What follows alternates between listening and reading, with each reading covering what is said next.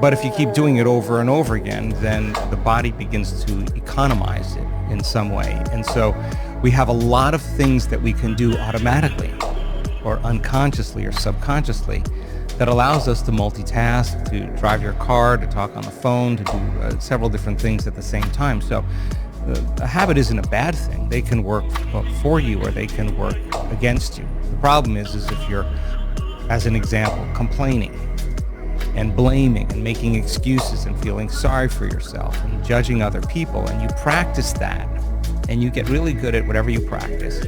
You practice that enough times that you're unconscious to the fact that you're doing it. The moment you become conscious that you want to change that, you're going to be uncomfortable. It's going to feel unfamiliar. It's going to feel some degree of uncertainty. You're leaving kind of familiar known territory and you're stepping into the unknown. And so many people, when they want to change a habit, they have to be willing to be uncomfortable to do it. But habits can work for us. There's a lot of great habits that you and I both have that I would never want to change or would want to evolve in some way. But then there's a lot of habits that don't serve us. And so a person really wants to set a vision of the future, whatever that is, and they just have to agree that in order to arrive at that vision, they have to change in order to get there. Someone said to me that there's a certain type of behavior pattern that we can't change. They said when we get trauma under the age of 10, things that happen at a very early age, some of those things cannot be changed. And then there's things that happen later in life that can be rewired and changed. Is that true? Are there some traumas, behavior patterns that just appear to be too stubborn and too resistant to change? If you asked me that question just a few years ago, I probably would have a different answer than I do today. Because if you look at a lot of the work that we're studying in terms of human change and human transformation, we've seen people with really difficult pasts, really brutal pasts that were abused and traumatized at a very early age, and then repeated traumas that took place in people's lives. And they had night terrors, and they couldn't be in relationships. They had social anxiety. They had a lot of health conditions. We've seen them completely change to be happy people again, to free themselves from the past. And so I would never put a limitation on change because I just don't think you can really predict that. I think many people that are learning how to change and they understand what they're doing and why they're doing it and the how gets easier. I think for the most part, people can change all kinds of things. And when they do change, our research shows that their brain changes, their heart rate changes, their gene expression changes. There's thousands of metabolites that are being released into their bloodstream that weren't there prior. There's a host of different changes that take place biologically that kind of support the person's transformation. Is there a specific transformation that sticks in your mind as being the clearest evidence that you should never write off someone's ability to transform? Wow. I'm so pleased to tell you that my beliefs have been challenged just in the last 2 years in witnessing so many different changes in people's health that I never knew was even possible. Everything from stage 4 cancers that were in a very progressed state that metastasized to organs and tissues and bones in the body, a complete reversal in that health condition. Not once, not twice, not 3 times. We've seen it many times. We've seen people that were blind, that have been deaf, that have ALS, that have lupus, that have MS, that have Parkinson's disease, that have spinal cord injuries, that have strokes, PTSD, myasthenia gravis, cystic fibrosis, muscular dystrophy. We had a woman that had her thyroid removed, surgically removed, and I know this is difficult even for me to accept, and grew a new thyroid back. We have the medical evidence for that. So I don't know any longer what the limit is. I think there's something really cool happening in the world when people believe in themselves. And when you believe in yourself, you have to believe in possibility.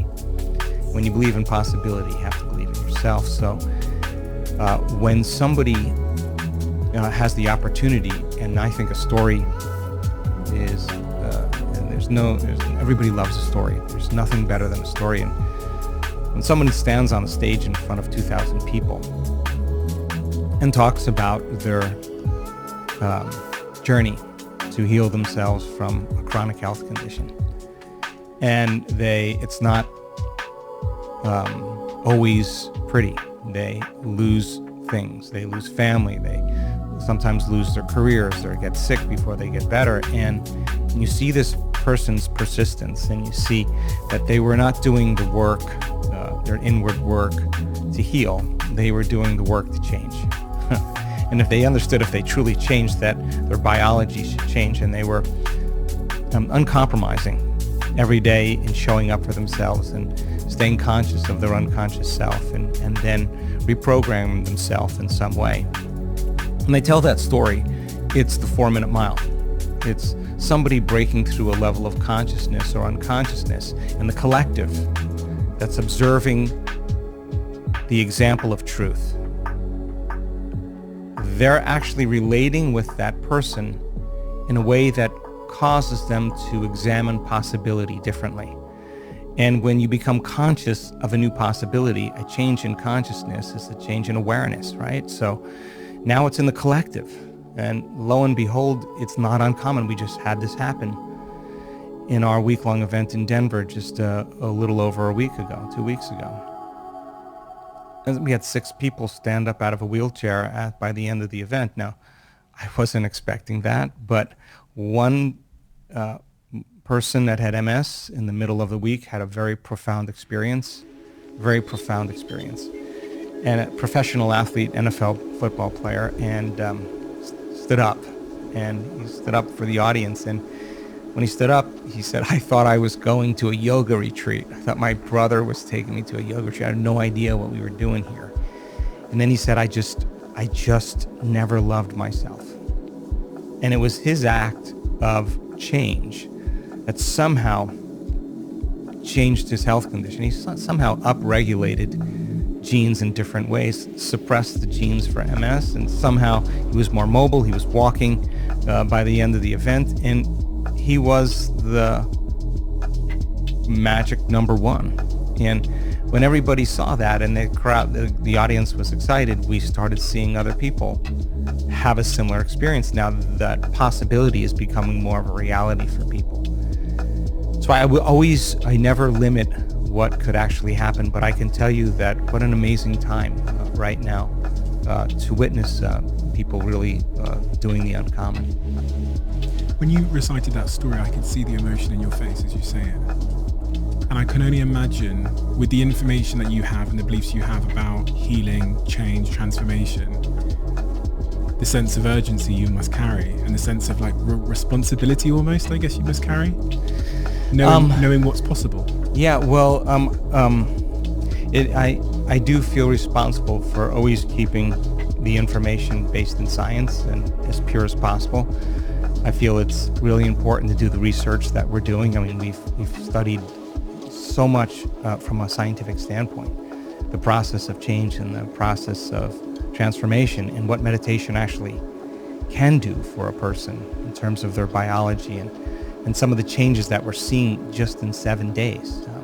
My responsibility really is to give people my greatest understanding of the truth and numerous opportunities to experience it, nothing more. You know, there is a way to inspire people into possibility.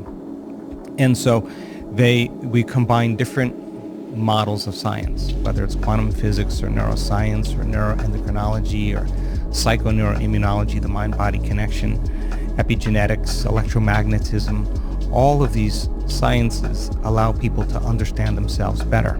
And if knowledge is power, if knowledge about yourself is self-empowerment, you can empower people to do something with it.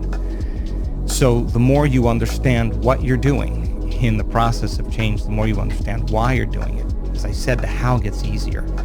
So we now know that if you give people sound scientific information, and that is the contemporary language of mysticism, and they can learn that information, they're basically making new circuits in the brain. That's what learning is. Learning is forging new synaptic connections. But if you don't review what you learn, if you don't repeat it, it's so much easier to forget it than to remember it. So you got to repeat it over and over again. So we allow people in our workshops to then begin to turn and teach it back to somebody. They have to really explain it. If they can't explain it, it's not wired in their brain, and something's going to be left to conjecture, to superstition, to dogma, to spirituality, and that's not the result we want. We want them to use science as that model, and if they can explain that model and remind themselves what they've learned, reproduce the same level of mind, nerve cells that fire together, wire together. So they begin to install the neurological hardware in their brain. By teaching others. Yeah, exactly. So that they are prepared for an experience. So then, if that information is installed in their brain, that philosophy, that theory, that knowledge and information, and now they can remember it, and they have that model of understanding, and they understand what they're doing and why they're doing it. If we can set up the conditions in the environment and give them the proper instruction, if they can get their behaviors to match their intentions, if they can get their actions equal to their thoughts, if they can get their mind and body working together, they're going to have a new experience. Now, experience enriches circuitry in the brain. That's what experiences does. The moment those neurons begin to string into place, though, another part of the brain makes a chemical, and that chemical is called a feeling or an emotion. And the moment you feel unlimited, the moment you feel grateful, the moment you feel empowered, the moment you feel whole, now you're teaching your body chemically to understand what your mind has intellectually understood. The information is just not in the brain now. The information now is literally in the body. And now you're embodying the truth of that knowledge, of that philosophy, of that theory. So then you're teaching your body and instructing your body chemically to understand what your mind has intellectually understood. Okay, so then that information that's coming as a new experience is changing your biology in some way, and we've actually shown this. So then if you've done it once, then it means you should be able to do it again. And the idea is to be able to repeat an experience. And if you can repeat it over and over again, both neurologically and chemically, neurochemically, you can condition your mind and body to begin to work as one. And when you can do it so many times that your body now knows how to do it better than your conscious mind, it's innate in you. So I want to map out this process so that I make sure I understand it. It starts with the neurology, which I heard is a thought which you then ingrain in your mind by teaching it to someone else. Is that accurate? Well, first thing you have to do is you got to give people information. Yeah. And science is probably the closest to the truth in terms of information. And so when your brain is exposed to information and you're present and you're paying attention, that neurons begin to connect. That's what learning is. Learning is forging new synaptic connections.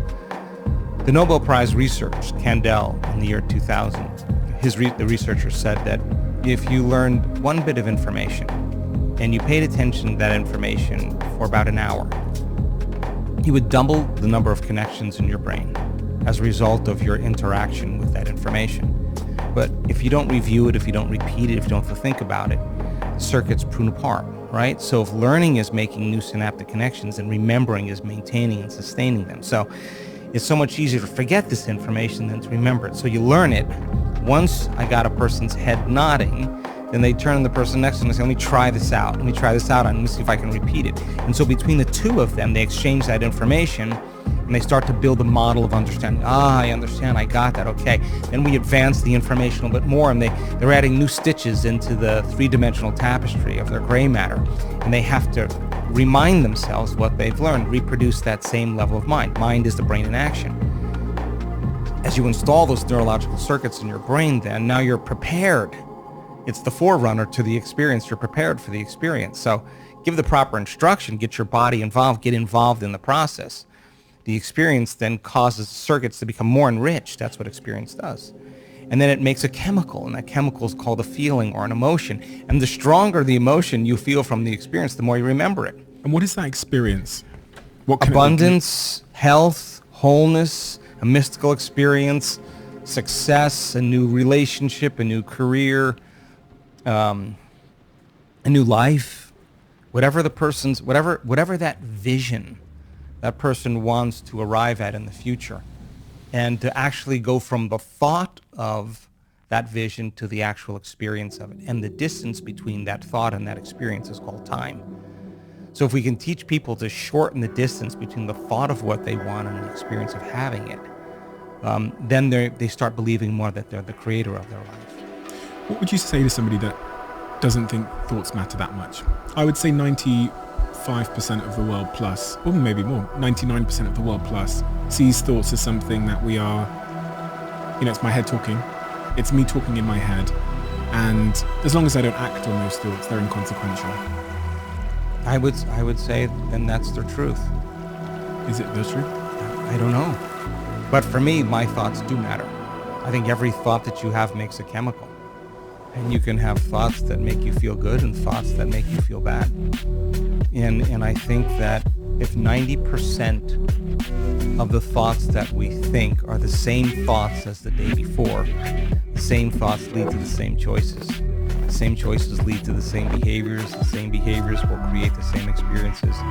And the same experiences produce the very same emotions. And those same emotions influence a person's very same thoughts and their biology, their neurocircuitry, their neurochemistry, their hormones, and even their gene expression stays the same because they're staying the same. There's nothing wrong with that.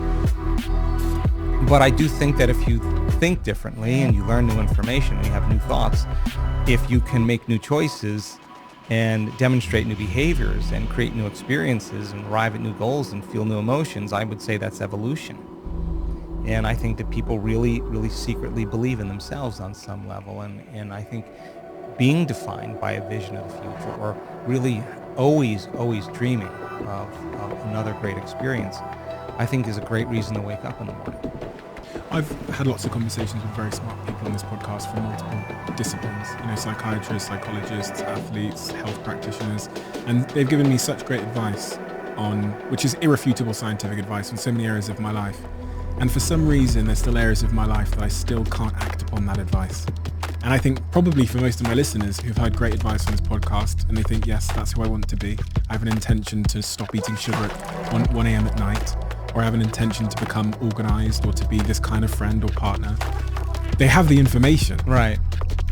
There's something stood in the way of me doing something about that information on a regular basis. Yeah. Well, I can give you a few answers to that. Unfortunately, it normally takes crisis, trauma, disease, diagnosis, betrayal, loss. A person has to reach that lowest denominator where nothing's making that feeling go away.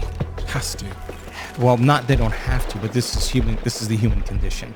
This is the moment where they don't feel like returning the texts. They don't feel like going to dinner and seeing the same people. They don't feel like watching the same television show any longer. The sports car, the wardrobe, none of that is making this feeling go away. This is a moment of reckoning for the soul. And this is really when you could actually see yourself through the eyes of someone else, because you don't feel like yourself anymore. And that's the moment where people begin to change. They can see how they've been thinking. They can notice how they've been acting. They could pay attention or become aware of how they've been feeling for the last 20 years. And that idea in neuroscience is called metacognition. That's the moment you're no longer the program. Now, what we believe and what we've seen and what I think is much better approach is being defined by a vision of the future. And if you understood that you could actually elevate your state without anyone or anything every single day, and hold whatever that intention of your future is, and it takes a coherent brain to do that, and feel the emotion of your future before it happens. That is, you can't wait for your wealth to feel success. Or abundance. You can't wait for your new relationship to feel love. You can't wait for the mystical experience to feel awe, or your healing to feel whole or grateful. That's kind of the old model of reality of cause and effect, waiting for something out there to change, to take away this emptiness, this lack that I feel in here. If you teach people then they could elevate their state, and we teach that model through meditation. And they can combine that clear intention with an elevated emotion and teach them how to make that heart of theirs more coherent.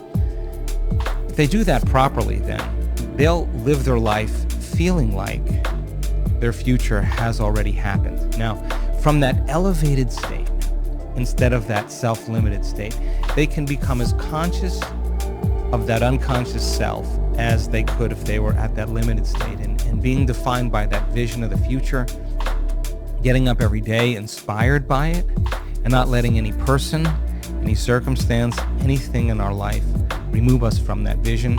That would be a day well lived. So then most people then, they have that vision of the future, but they give up on that vision because in order for them to arrive at that vision, they have to do something. They have to think differently. They have to act differently. They have to feel differently. And it's so much easier to make the same choice every single day. And the hardest part about change is not making the same choice as you did the day before. And the moment you decide to make a different choice, you're going to feel uncomfortable because you're stepping from the known into the unknown. So some people would rather cling to their self-pity than take a chance and possibility. They'd rather tell the story of their past instead of telling the story of their future. They'd rather believe in their past instead of believe in their future. It's so much more important, though, to romance your future instead of romance your past. And I think if people understood that they could actually arrive at it, I think many people have done this already in their life. I think everybody at least once in their life has done something great. And when they did something great, they just made up their mind. And they made a decision in that moment to do something or to change with such firm intention. But the amplitude of energy in making that choice caused their body to respond to their mind.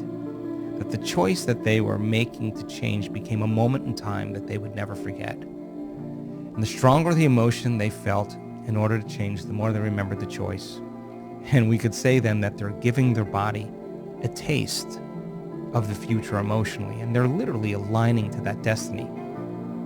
We discovered that if you keep doing that every day, somehow you'll arrive at that destiny, and your biology will literally begin to change to look like you're living in a different life.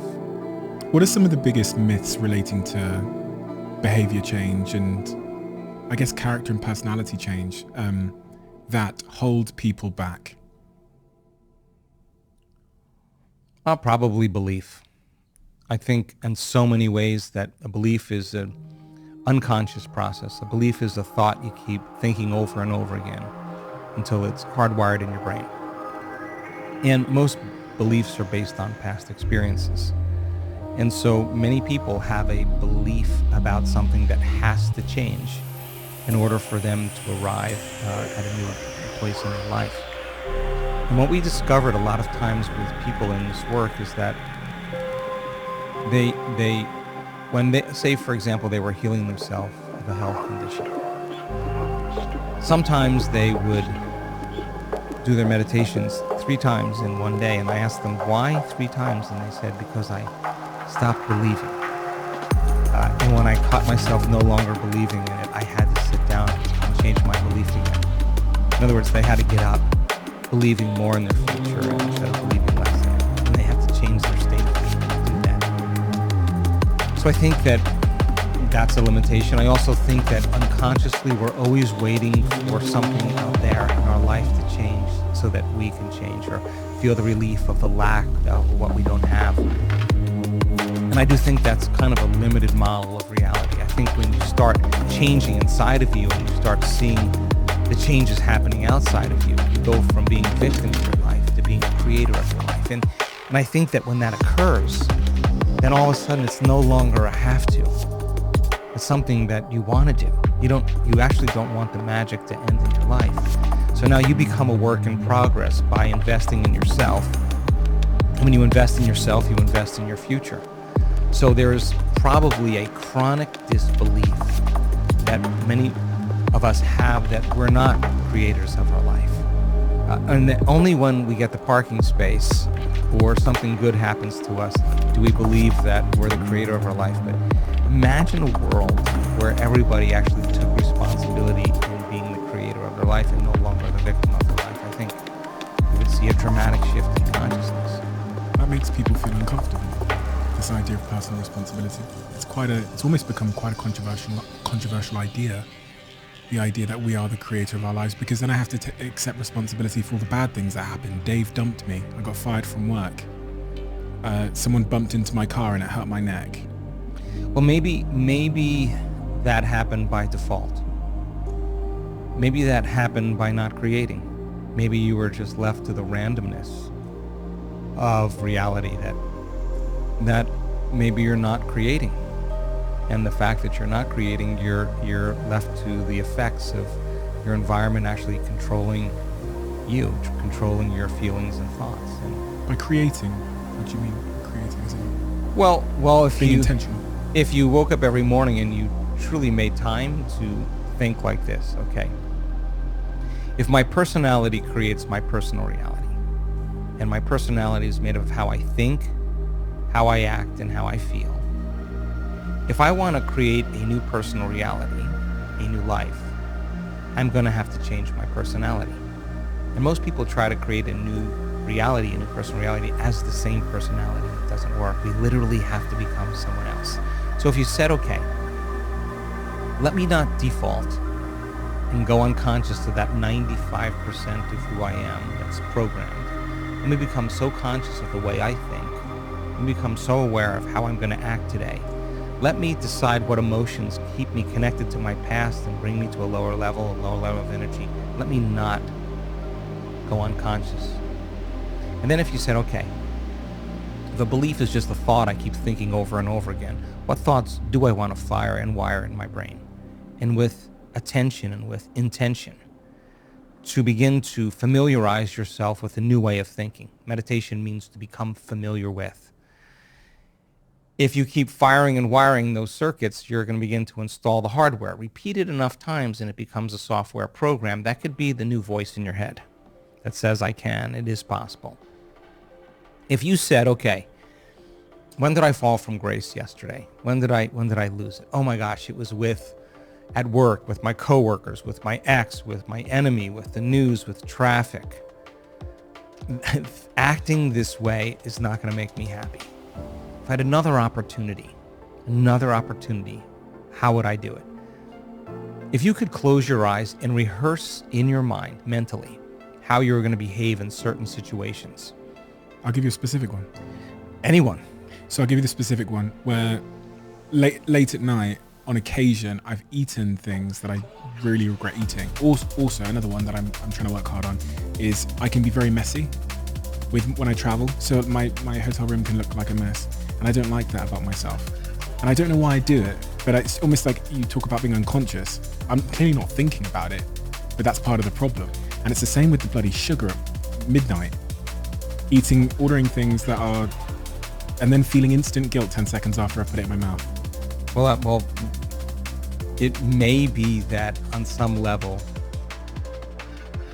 you could actually be addicted to the guilt, not to the sugar. And so you return to the same emotional state that allows that action to reoccur. So if you said, let me decide how I am going to act, what I'm not going to do, and you rehearsed it, the research on mental rehearsal says your brain will look like you already did it. That you'll be so present, the brain won't know the difference between what you're imagining and what is real. The brain will begin to change to look like the experience has already happened. Now, you're priming your brain for that behavior. Keep rehearsing it. Rehearsing it how? So give me...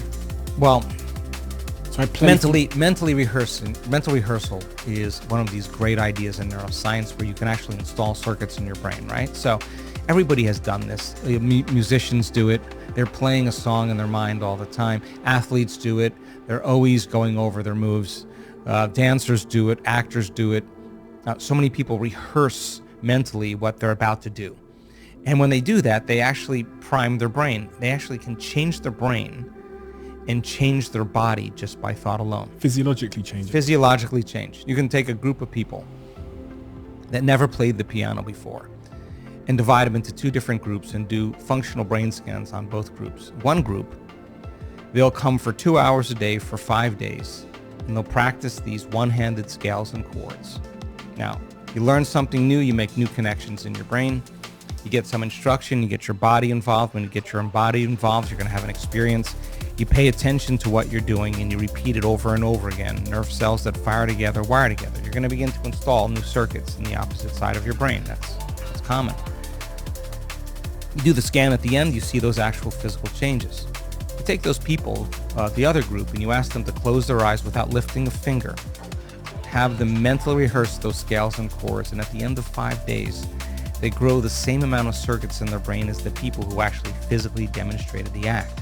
In other words, they were so present with what they were doing, the brain did not know the difference between the real-life experience and what they were imagining. The brain was physically changing to look like they already experienced it, they already did it. So now, you take those people, never played the piano before, they've just been mentally rehearsing for 2 hours a day for 5 days, you set them in front of a piano, and they could actually play those scales and chords. Why? Because they primed their brain for that behavior.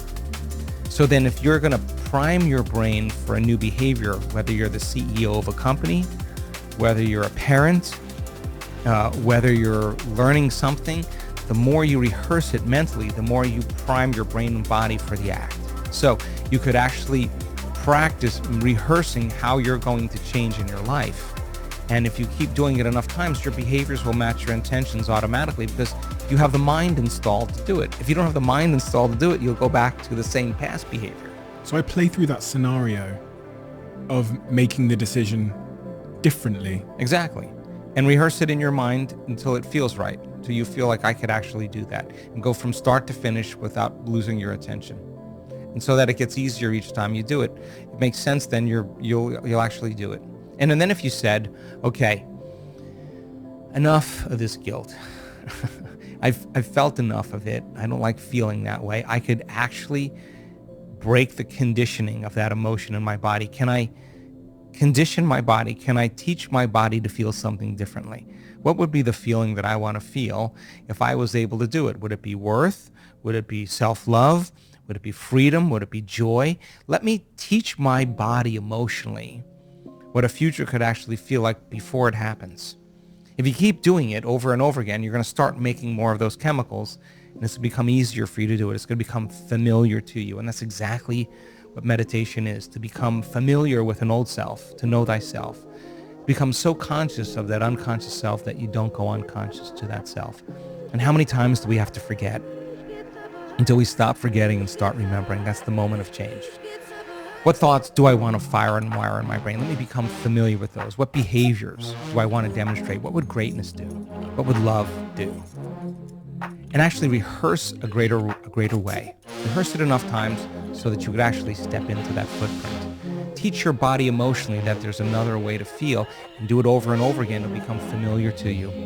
And so the model of change is unlearning and relearning. It's breaking the habit of the old self and reinventing a new self. It's pruning synaptic connections and sprouting new connections. It's unfiring and unwiring, refiring and rewiring, deprogramming and reprogramming, losing your mind and creating a new one, unmemorizing emotions that have been stored in the body and then reconditioning the body to a new mind, to a new emotion. Turns out if you teach people how to do that, in 7 days you can see very profound biological changes if they immerse themselves into the experience. And what are those biological changes? And teach your body emotionally that there's another way to feel, and do it over and over again to become familiar to a greater way. Rehearse it enough times so that you could actually step into that footprint. Teach your body emotionally that there's another way to feel, and do it over and over again to become familiar to you. And so the model of change is unlearning and relearning. It's breaking the habit of the old self and reinventing a new self. It's pruning synaptic connections and sprouting new connections. It's unfiring and unwiring, refiring and rewiring, deprogramming and reprogramming, losing your mind and creating a new one, unmemorizing emotions that have been stored in the body and then reconditioning the body to a new mind, to a new emotion. Turns out if you teach people how to do that, in 7 days you can see very profound biological changes if they immerse themselves into the experience. And what do those biological changes look like? So we run week-long events around the world. And I think it's so important to do events in person with community because it's a flock, it's a herd, it's a school, it's a collective. And so that exact process in 7 days, we take people through a very immersive experience. And we do functional brain scans or fMRIs or quantitative EEGs before they start the event. And then at the end of 7 days, we look at their brains at the end of 7 days. And there are dramatic changes in the way their brain works, very significant changes. Some of them are really outstanding changes. We teach people how to create more heart coherence. When you feel anger, when you feel frustration, when you feel impatience, when you feel resentment, your heart beats out of order. When you feel gratitude, when you have kindness and care, when you feel love for life, your heart beats in a more orderly fashion. You can actually train somebody to get good at feeling that way. And we use that, and we see people at the end of 7 days be able to regulate their heart much better. And it's a function of really how soon or how slow we age.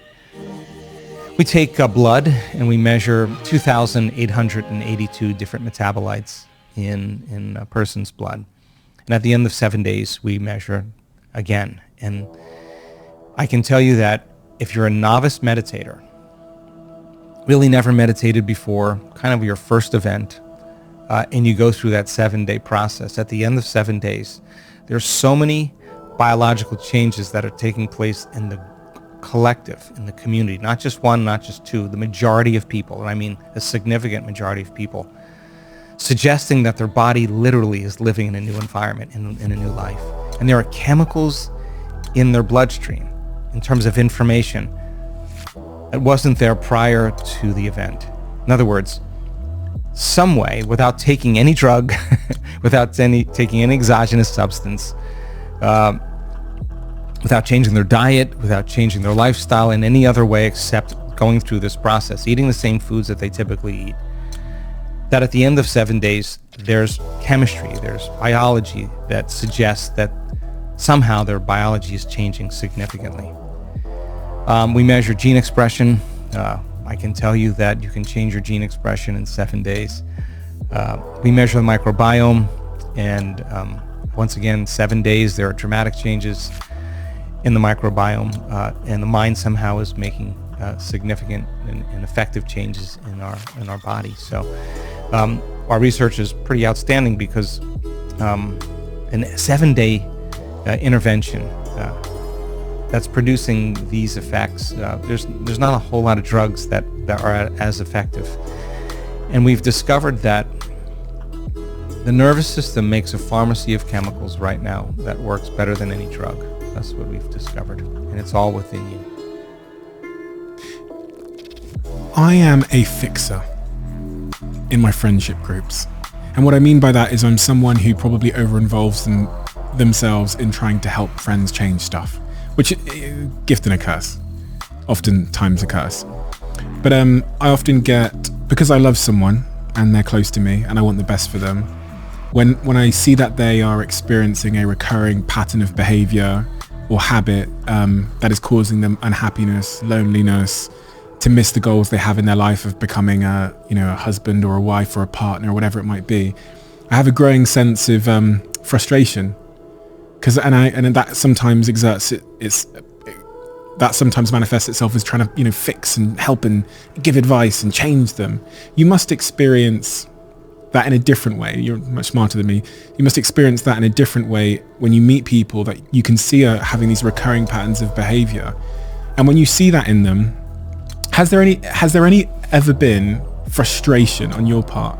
Have you ever been frustrated that change hasn't happened in someone that you loved? God, I think it's such a noble act to change, and I understand how hard it is to change. I understand that process. So I think the greatest thing that I could ever do for someone is to show them what change looks like. It's so much more profound than anything that I could ever say. And I would never offer my opinion to them. I would love them unconditionally because I maybe see a part of myself that I've changed, and I understand how hard it is to change. Or I understand that they're going to have their moment when they're ready to change. And so I think it's really interesting, because what I've learned over the years is that no new information can enter the nervous system that's not equal to the person's emotional state. You can give them the answer, the right answer to the problem, and they won't hear it because it's not relevant equal to the emotion that they're experiencing. What we've learned is that if you take people in, just say 7 days, just cross the river of change, go from the old self to the new self, immerse yourself fully into it, break free from the chains of those emotions that keep you anchored to the past, overcome those habits and behaviors that keep you programmed into a predictable future, overcome all those aspects of your beliefs that keep you stuck in a certain state in terms of how you're thinking and those hardwired perceptions. 7 days, break free.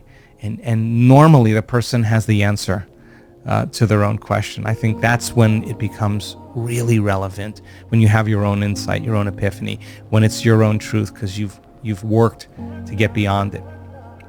People, when they analyze themselves or analyze their life within some disturbing emotion, when we looked at the real-time brain scans, we saw that they were actually making their brain worse.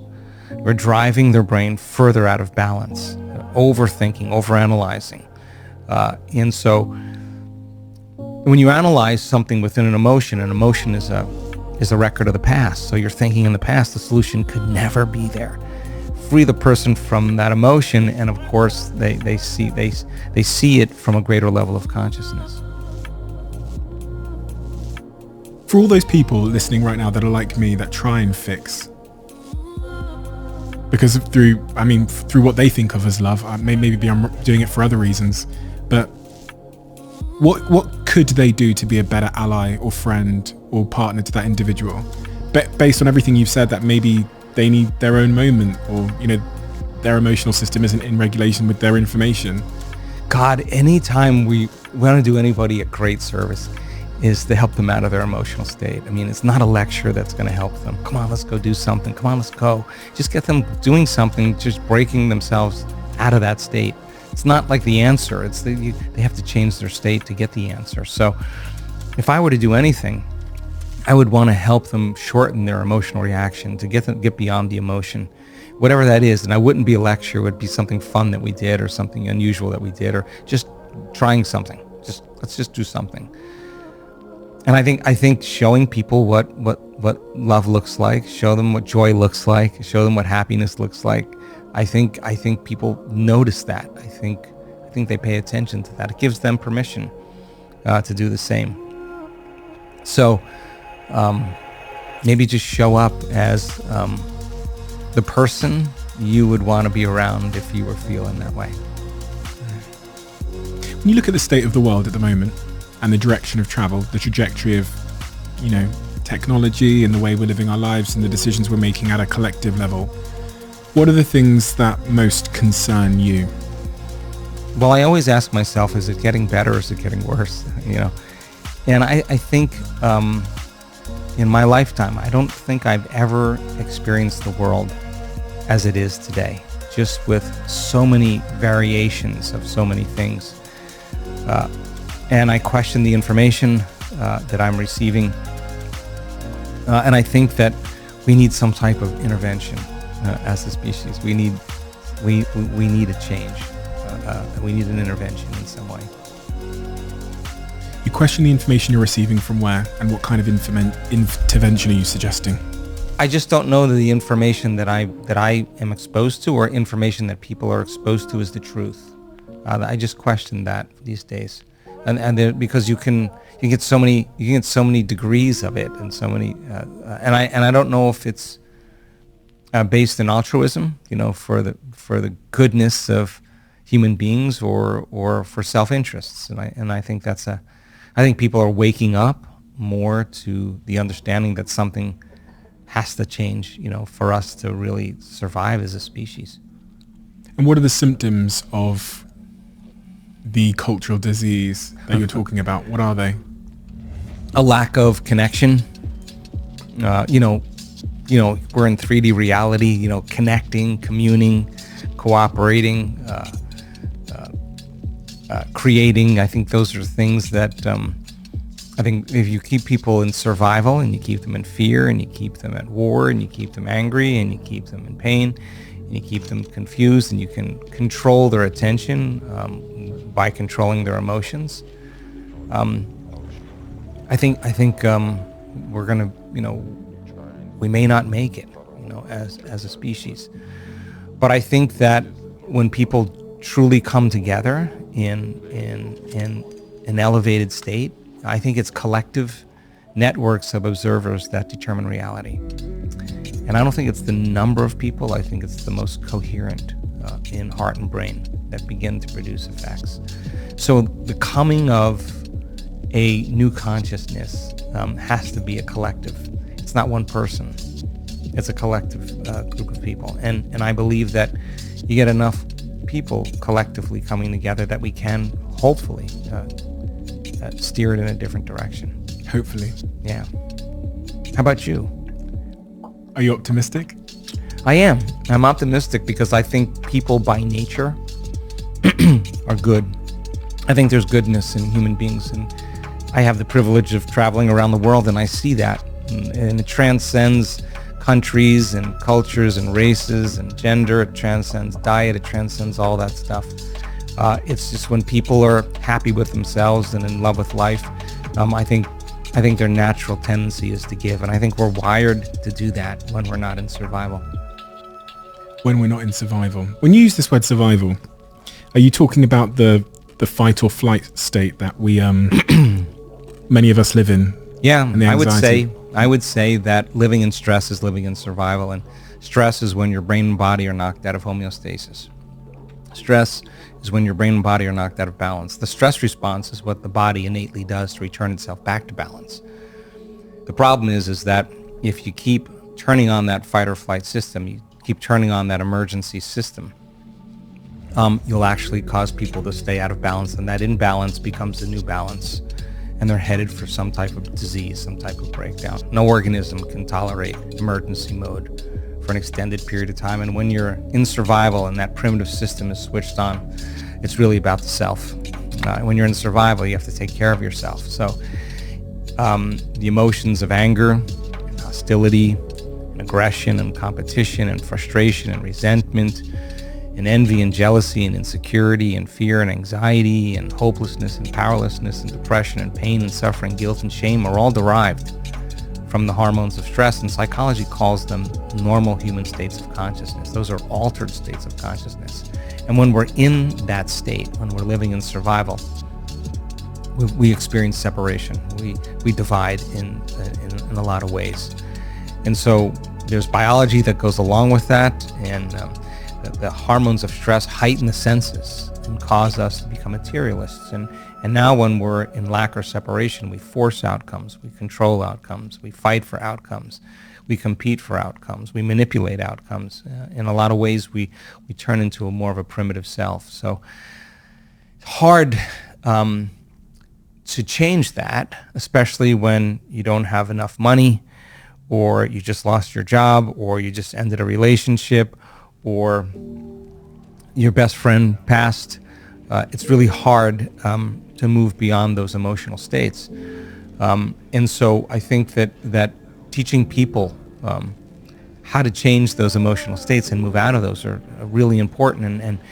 And 75 to 90% of every person that goes to a healthcare facility in the Western world goes in because of psychological or emotional stress. That's 8 or 9 out of 10. And emotional stress and psychological stress are the ones that tend to be the most harmful. Because if it's not T-Rex that's chasing you, but it's your coworker in the next cubicle, what was once very adaptive becomes very maladaptive. And the rush of those adrenal hormones become kind of addictive to people. And they use the problems, they use the conditions in their life to reaffirm their addiction to that emotion. They need their enemy to feel hatred. And if their enemy died, they'd still feel hatred, or they'd find another one. They need the bad relationship, they need the bad job in order to feel, and that's why it's hard to change. And people become addicted to the life they don't even like. And so if you can turn on the stress response just by thought alone, by thinking about your problems, and that's the truth, you can become addicted to your own thoughts. And if the long-term effects of the hormones of stress push the genetic buttons that create disease, your thoughts could make you sick. And then the question is, if your thoughts could make you sick, can your thoughts make you well? And we're actually discovering that that's absolutely possible.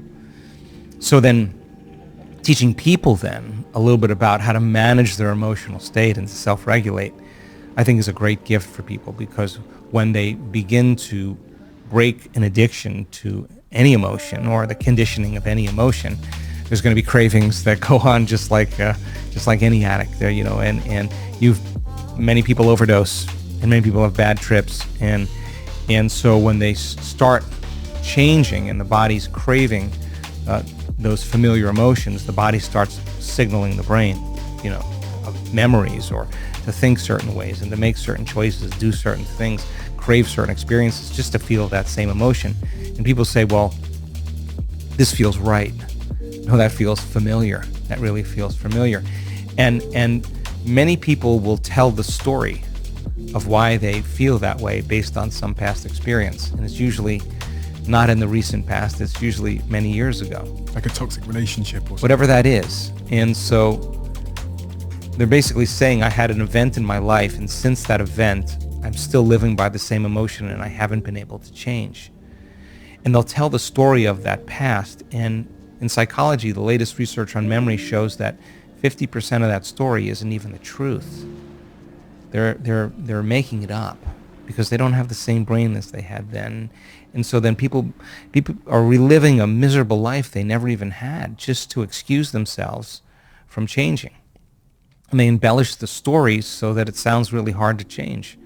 So what is that point then for a person when they say, the only person that this emotion of hatred or anger or frustration or resentment, the only person that this is hurting is me? Because those chemicals are down-regulating genes and creating disease. And a person finally really realizes that, and they really decide to change. When they overcome the emotion, the memory without the emotion is called wisdom. And that's the name of the game in three-dimensional reality. Now they're ready for a new experience. It's not reliving the past. You don't need to. You don't need to talk about it. All you need to do is overcome the emotion. When you overcome the emotion, you're free from the past. You can see it from a greater level of consciousness. And that's when a person, so many times when they truly change, they'll say this. We've seen it over and over again. They reach that point where they finally break through, and some of them have had some really difficult pasts. They'll say, I would not want to change one thing in my past because it brought me to this moment. That's the moment the past no longer exists. And they can look at their betrayers and see it all had to happen for that moment. And now they're free. They no longer belong to the past. They belong to the future. I've never heard the concept or idea of being addicted to a negative emotion. People talk to me about being addicted to dopamine and pleasure and, and all those things, and, like masturbation and sugar, but the thought of being addicted to a negative emotion, it's what you said to me earlier about the guilt. Well, think about this. What do people do when they feel an emotion? What do? They rely on something outside of them to make that emotion go away. So whether it's the masturbation or the pornography or the gambling or the shopping or the sugar or the whatever, it's all because they're trying to make that feeling go away. And they're using something outside of them. So then there is some emotion that the person is regulating. That's why they're doing that. They're doing that, right? So change the emotional state, and it makes sense then the need to do it diminishes. Which doesn't seem to be very easy to do, change my emotional state. Well, again, I think if you understood what you were doing and why you were doing it, just like learning anything, if you understood a formula, I think it wouldn't be as hard as you think it is. I mean, because there is a way to change. And step one in that process of change is new information. Always. It's the forerunner to any experience. Without the information, we doubt that it's possible. And the information and the science removes the doubt. I was doing some research recently about why people change their beliefs and why they don't change their beliefs. And some beliefs they're more susceptible to take on. Some information they're susceptible to take on. One of the things I read about was when they believe the source. Another thing I read about was when it's good news. So in studies where they say to someone you're more attractive according to the public than you believed, they're likely to shift rather than finding out they're less attractive. And also things like health. You're more healthy than you thought you were genetically. They're more likely to shift a belief. The nature of our beliefs and the nature of belief change. I was writing in my book about how looking in the mirror and telling yourself something, like some of the sort of modern day manifestation community believe, doesn't seem to work. Just looking in the mirror and telling myself that I'm beautiful and rich and successful and powerful doesn't seem to be an effective way to cause actual belief change. Do you agree or disagree with this idea that you can look in the mirror and say something to yourself? When we study belief and the change in belief, I'll answer it on two levels, Stephen. The first level is that in order for a person to change a belief or a perception about themselves and their life, the majority of those people made a decision with such firm intention that the amplitude of that decision carried a level of energy that was greater than the hardwired programs in their brain and the emotional conditioning in their body. As I said earlier, their body literally responded to their mind. The choice that they were making became a moment in time they would never forget. They'll tell you where they were, what time of day it was, who they were with when they made up their mind to change. It became a long-term memory. And the stronger the emotion we feel, the more altered we are inside of us, the more we remember that choice. That's why we need pain sometimes. That's when you painted yourself into a corner and you said, this is it. I don't care how I feel, body. I don't care how long it takes, time. I don't care what people think. I don't care what's going on in my life, environment. I'm going to do this. You made up your mind. The moment you felt that emotion, you were aligning to a new future, and to change is to be greater than your body, to be greater than your environment, and to be greater than time. And so when a person comes out of the resting state, because your body is trillions of cells, 70 trillion cells, and they're all spying on your brain. And if you were sitting there and you said 9 out of 10 times, I'm going to fake standing up. One time I'm actually going to stand up. Before you ever made that conscious decision, your body is so precognitive. It already knows when you're going to stand up because it's got to release a certain amount of adrenaline. So the same volume of blood goes to your brain. So if you're sitting on the couch with a remote control and you got your cell phone here and your iPad here and your computer here and your dog here and your beer here and the big TV there, and you're eating your popcorn and you say, I think I'm going to change tomorrow. What do you think your precognitive body's going to say? Relax. He's lying again. He's not willing to signal the body it's time to ride. There's no signal to the body. And so making that choice to change your state of being with a clear intention and elevated emotion actually changes your state to believe in that future more than you believe in your past. Keep it up. Keep doing it. That's a big explosion in the field. That's important. It's a change in energy. And nobody changes until they change their energy. And when they change their energy, they change their life. So then you make up your mind to do that, and all of a sudden, you have that synchronicity. You have that serendipity. You have that coincidence. And all of a sudden, you're saying, hey, that worked. Something I did inside of me produced an effect outside of me. I'm going to pay attention to what I did. I'm going to do it again. Let's try it again. Let's the experiment continue.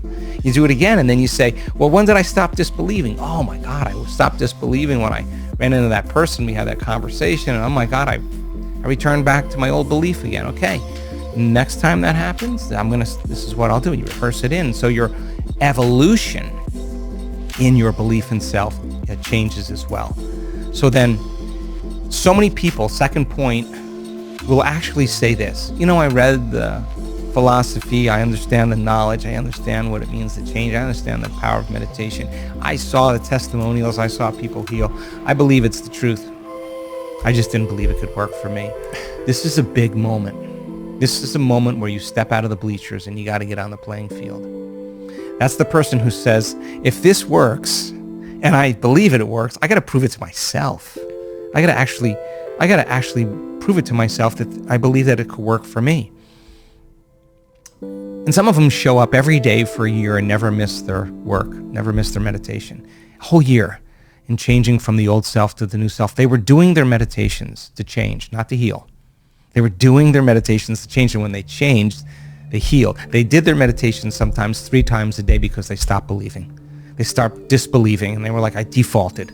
Why? Because I'm feeling the emotion of my past. Some stray thought, some response to someone or something caused me to feel it, and I forgot. I'm back to the emotion that's familiar, and I can't believe in that future. I'm believing in my past. Let me sit down and change my state of being again and get up believing in my future again. And sometimes they had to do it 3 times in one day. And when they understood that's the environment that signals the gene, that's epigenetics, and the end product of an experience in the environment is an emotion, and it is, you could actually signal genes ahead of the environment by changing your emotional state. They were doing it with that intention.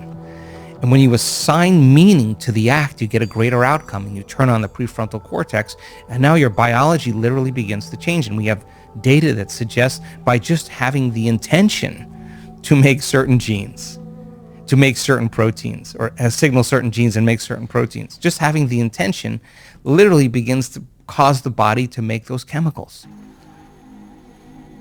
And what causes relapse in those moments?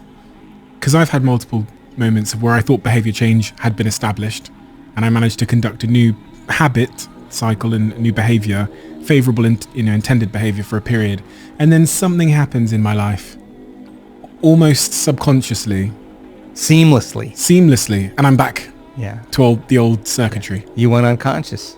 And normally it's unconscious to some thought or some response in your environment. You see someone, or you do something, or you have some interaction in your outer world, and the moment you have that interaction, it causes you to feel a certain way, and you return back to the past. Basically, the emotion is the past, and that the body's actually living in the past. It's so objective, it doesn't know the difference. It doesn't know the difference between the real life experience that's creating that emotion and the emotion that person's living by every day. It's believing it's in the same past experience again, and it will behave in the past, and it will think in the past. Subconsciously? Subconsciously, seamlessly. So I could, for example, if going to, I don't know, let's say France, I had a traumatic experience in France when I was 10 years old, let's just say. And then I go to France when I'm 30 years old, and I get back, I just start eating junk food, for example. And I don't know why. I've like fallen out of my gym habit and I'm eating junk food. That theoretically, that could be my subconscious that's falling back into it's experiencing that survival without me knowing it. Yes. So if to change is to be greater than your environment, to be greater than your body, and to be greater than time, then your neocortex, your thinking brain, is a reflection of everything you know in your life. It's an artifact of the past. It's a repository of everything you've learned and experienced to this date. And you have a neurological network for everything known in your environment. Your parents, your friends, your car, your computer, every object, every person, everything. You have a neurological network for your identity as your body, from your past, your ambitions in your future. Your brain is a reflection of everything that's known. And because you've experienced all these elements in your environment, there's an emotion associated with it. So you have an emotion associated with certain people, it's different emotions associated with other people, different emotions associated with other objects and things, and other places in time. So then there's so much research to show that when you put a person in the same environment, and they see the same people, and they go to the same places, and they do the same things at their exact same time, it's no longer their personalities creating their personal reality. Their personal reality is creating their personality. Their environment is controlling unconsciously or subconsciously the way they're thinking and the way they're feeling. So when they see their coworker, when they see their friend, when they see their parents, they're seeing their parents, their friends, their coworkers, and the neurological network as a memory of the past. And because every one of those people has an emotion associated with it, they start feeling the emotion that's connected to them, and now their state of being then is returning back to the past. So then to change then is to be greater than your environment, to think, act, and feel differently in the same conditions in your life. That's called change.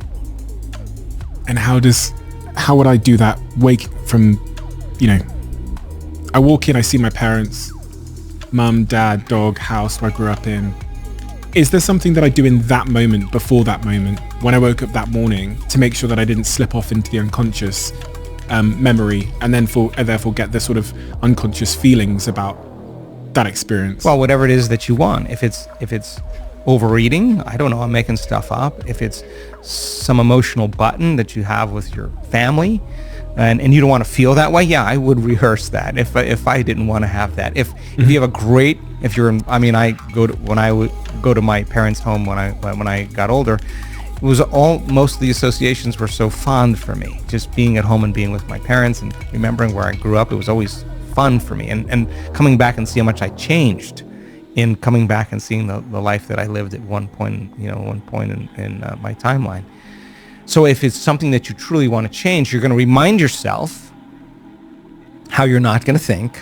You're going to remind yourself how you're not going to act. You're going to remind yourself how you're not going to feel. And you got to remind yourself enough times so you don't forget, because the moment you forget, you go unconscious. Then you're going to remind yourself how you are going to think. You're going to remind yourself what you're going to do and rehearse it in your mind. And you're going to remind yourself what feeling you want to stay in the entire time so you don't default back to the old self. If you practice that, I guarantee you'll make some progress. If you lose it, nothing wrong. Tomorrow's another day. You got another chance, and we just get really good at whatever we practice. So then when you return back into your life and you say, okay, no person, no place, no thing, no object, no circumstance, no pain, no craving is going to cause me to move from this state today. I guarantee you, if you're able to maintain that modified state of mind and body your entire day, something unusual will happen and will come in a way that you least expect, that surprises you and leaves no doubt that what you're doing inside of you is producing some effect outside of you. And the moment you see the feedback in your environment as a result of your internal change, you're going to pay attention and do it again, and you're going to start believing, God, did I really create that? Did that really happen because of how I changed? That's when the game really begins to become exciting. Practice. I've been at it a long time. I can tell. Practice. Yeah. People hear that, they go, Joe, how long? How much practice? You know, are you talking about I've got to do this for 3, 4, 5 years, or, you know, and that practice, what does that look like practically for someone like me who hears everything you've just said and wants to make changes in key areas of my life? Okay, so there's 2 times when the door to the subconscious mind opens up. When you wake up in the morning, because your brain waves are going from delta to theta to alpha to beta. And when you go to bed at night, you go from beta to alpha to theta to delta, and you slip through that scale pretty quickly in the morning and the evening. But your brain waves start to change during those times, and one of the features, one of the important elements of meditation is to get beyond the analytical mind. And what separates the conscious mind from the subconscious mind is the analytical mind. So 5%, as we said, is our conscious mind, 95% is programmed subconsciously. And if you're going to try to change yourself with your conscious mind, you're outside the operating system. So then you got to learn how to change your brain waves, slow them down, get beyond the analytical mind, and enter the operating system where you can rewrite a program, where you can make those changes. And so learn how to do that, practice, learn how to do that. And again, it's not a big deal, it's easy to learn. And then once you can slow your brain waves down and you're more suggestible to what you're thinking, now you can reprogram. You can't do it with your conscious mind. You can say, I'm healthy, I'm wealthy, I'm wealthy, I'm unlimited, I'm happy, I'm whole, and your body's saying, no, you're not, dude, you're miserable, you're unhappy. That thought never makes it past the brainstem to reach the body, right? So it's important for us to, in the morning or the evening, instead of reaching for our cell phone as the first thing, as a habit that we do, and checking our texts and our WhatsApp and our Telegram and our social media and our Instagram and our Twitter and Facebook, and whatever else people do, their emails, they get connected to everything known in their life. Before you start that, try this out as an experiment before you start your day. Instead of falling into that redundant habit, go on autopilot, just say, okay, if the change is to be greater than my body, to be greater than my environment, be greater than time, and the environment's so seductive, and my body's craving certain emotions and it's programmed to get up and do things, I'm going to sit my body down. I'm going to tame the animal here. And when I'm ready to get up, we're going to get up, not when it's tired or when it wants to go. You could literally go inward and forget about your outer world. No longer think about anything out there. If you could lose track of the familiar past or the predictable future and fall into the present moment. And if you were sitting there in silence, aware of nothing but you, and you said, okay, what is the greatest expression of myself I can be today? And do that exact process. Let me write down 2 thoughts that are not going to slip by my awareness unnoticed by me today. 2 memories, whatever it is. What are 2 behaviors I want to change today? Let me stay conscious of them and not go unconscious to them today. Even if it means how I speak. What are 2 emotions that I live by every day that I can literally change? I want to become conscious of what they feel like in my body. I want to catch them the moment I start feeling them. Let me review them over and over again enough times so I don't go unconscious. Okay, now I'm conscious of my unconscious, that 95%. How do I want to think? How would greatness think today? Let me review it. Let me repeat it. Let me remember how I am going to think. Let me remember how I am going to think. Let me remember how I'm going to behave here. How am I going to act here? Let me rehearse a change I want to make in a certain circumstance. Let me think about how I do want to feel today. Let me open my heart to life again. Let me feel kindness and care and love and gratitude and appreciation. Let me just bring up that feeling. Let me feel it with my heart. Let me keep bringing it up so I can bring it up enough times. I want to get so good at bringing up this feeling with my eyes closed, I can do it with my eyes open. Practice that, and you not make a decision to not get up until you feel that emotion. And ask yourself, can I stay in this state my entire day? And if you can't, and you go unconscious, ask yourself at the end of the day, how'd I do? Where'd I go unconscious? Okay, tomorrow morning, new day, new lifetime. Let me go again. Let me try again. And it's the practice, it's the repetition that causes the change. Now here's the beauty behind this, because all of a sudden, when those synchronicities start to happen, when the coincidences start to happen, it's no longer a have to. It's no longer, oh, geez, I got to go create my life. It's not like that. It's like the magic is happening, you don't want it to end. Like you realize that you are actually creating outcomes in your life, and now you're wanting to do the work because you want the magic to continue in your life. And that's kind of what I'm super proud of with our community. We're doers, they do the work, not because they have to, because they love all the changes that happen in their life as a result of it, whether it's a mystical experience, a transcendental moment, a great opportunity in their life. They're like, wow, I somehow had a hand in creating this. And so the excitement of life, the adventure of life, the unknown becomes the quest. I'm so I gotta admit, I'm one of those people that wakes up in the morning and then just gets dragged off out of the bed by my phone and notifications and off into my day, totally unconscious. And there's been so many things that I reflect on in my life and go, man, I just really I'll get home at the end of the day and I'll look at certain instances where I responded in certain ways and go, man, I hate that about myself. And I really want to change that. And it happens again the next day. And I come home and I think, man, I hate that about myself and I really want to change that. And it happens the next day. And it's been happening for 2 years. When do you want to change that? When you're ready to change that, you will. When it becomes boring and it becomes predictable. I don't want to have to wait for a crisis or, because... Well, now that you know, you can't not know. Yeah, I know, yeah. Now that you know, you can't not know. And on some level, you may have a belief that you think this is hard. Yeah, I do. Yeah. Because I've struggled with it. Yeah. And it's just like you learning snowboarding and never taking a lesson, right? It's going to be it's going to be tenuous. It's going to be challenging. It's going to be difficult. Put your time in and learn how to do it, and it gets easier as you do it. It's just like you just have to learn the formula. There's a formula that we've discovered that it's actually enjoyable when you do it right, and you actually like it. People want to do more of it because it feels so good. And I mean, you look at the HRV measurements with our community. Look at our brain scans. These are people that they're not faking ecstasy. They're not faking it. Their brain is at such a level of arousal And the arousal is not pain. The arousal is not fear. The arousal is not aggression or anger. The arousal is ecstasy. The brain is going in this heightened state. They're making a connection to something really big, and that feels really good. And when they realize that they've hit something really big and it's not coming from anyone or anything outside of them, they stop looking for it out there, and they realize it's been within them the whole time. I think so many people want so many things in their life, but what we really want is wholeness. Because when you have wholeness, you can't want. How could you want when you're whole?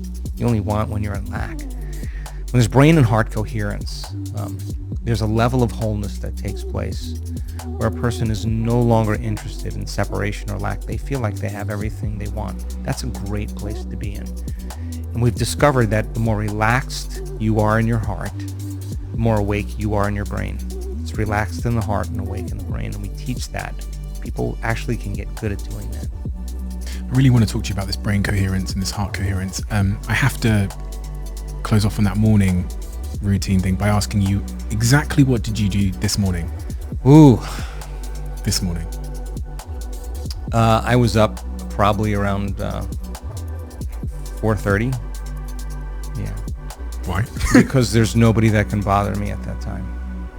There's no emails, there's no texts, it's my time. What time were you in bed?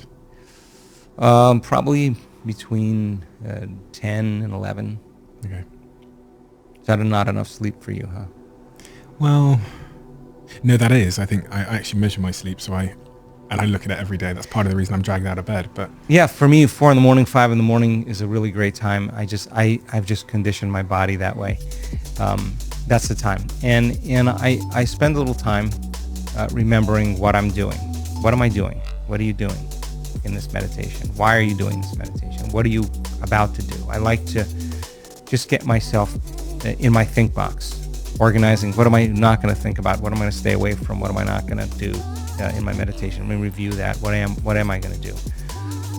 When I get that all worked out, then I get in my play box. In my play box, there's no thinking. I've got all the thinking done in my think box. In my play box, it's really about me changing my state.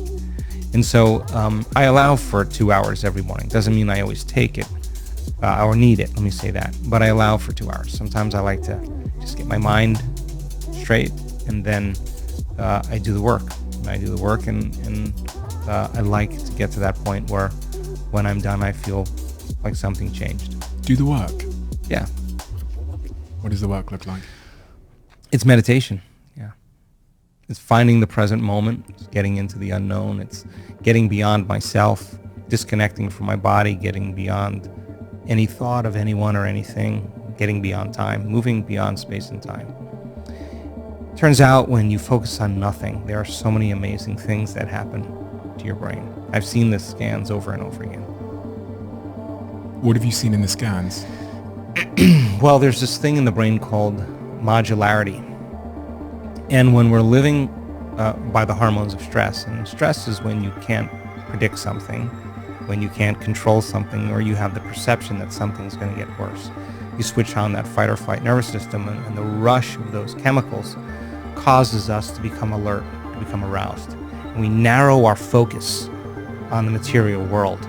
And so when you're not able to control everything in your life and you can't predict everything in your life, you start shifting your attention to everyone and everything, every person, every object, every place. We've all had that experience when we're under stress. And every one of those people, those objects, those things, those places has a neurological network in the brain. So like a lightning storm in the clouds, the brain begins to fire out of order, very incoherently. It becomes modulated or compartmentalized. It's a house divided against itself, and those individual compartments don't talk to the rest of the brain. And we tend to get over-focused. You never notice when you're under stress, you're obsessing about something, you're over-focusing about something, you're overthinking something, you're over-analyzing, you're driving your brain higher and higher into higher states of arousal, high beta brainwave patterns.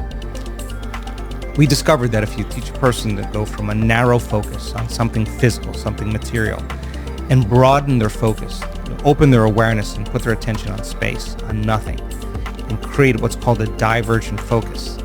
The act of sensing and no longer analyzing, thinking, begins to slow the brainwaves down from that beta brainwave state to a low-level beta, and all of a sudden to alpha. if they keep doing it, sensing space tends to cause those different compartments that were modulated or divided to begin to synchronize.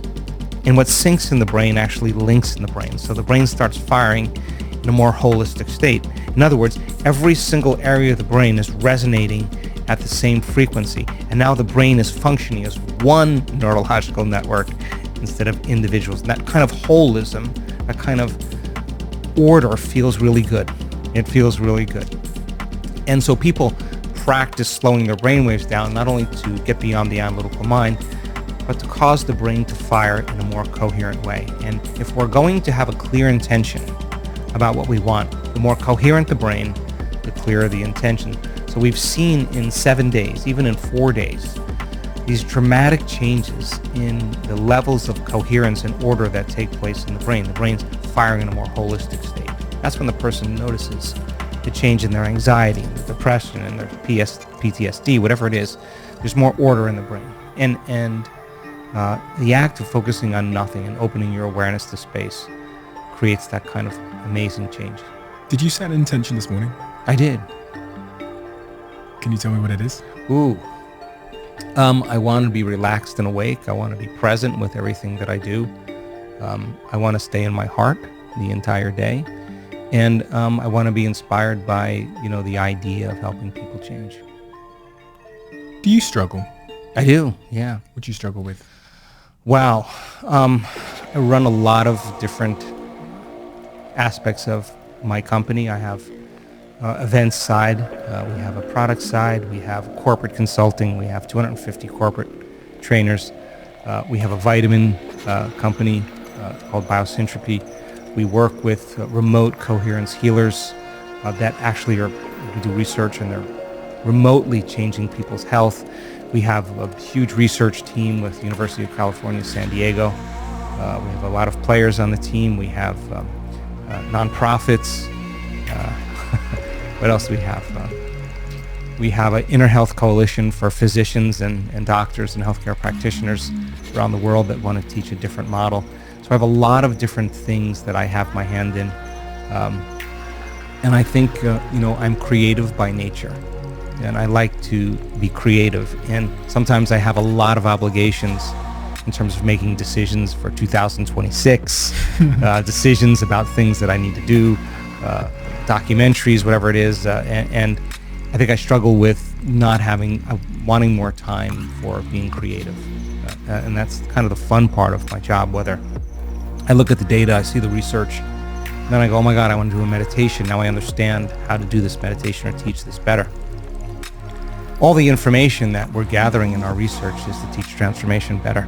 That's why I want to close the gap between knowledge and experience. So we have billions of data points, and it's a lot of time to look through all that and to learn about it. But if I would choose to do something, I would love to study the research more, love to do more, create more meditations, teach some more unique courses. And so I think one of my challenges really is to be able to stay creative with everything I have going on in my life. I think everyone that's a high achiever always wishes they could pause time. I think we're at such a level of growth right now to just globally.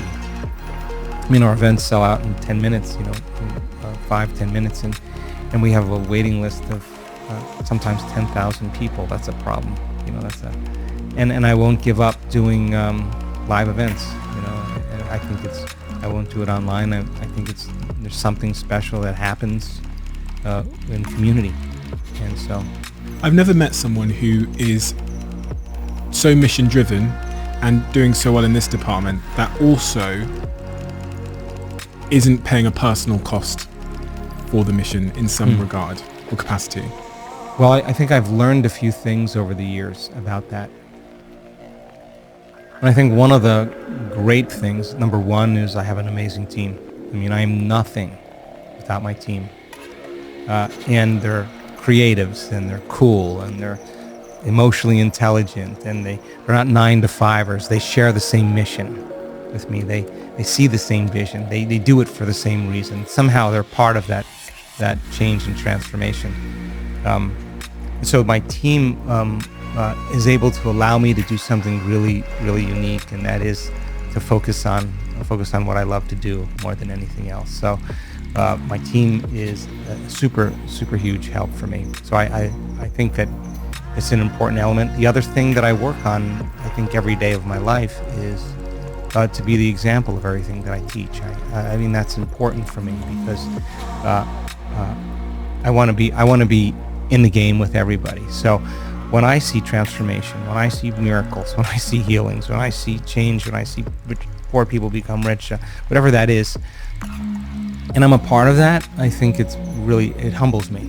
It really makes me more humble in seeing what's possible for human beings. And so I never want this work to be about me. I want it to be about you. I want to celebrate your story. I want to be there for that person when they open their eyes and we're blind and they're seeing for the first time. I want to be right there. I want to be there. I want to remember that moment and her joy.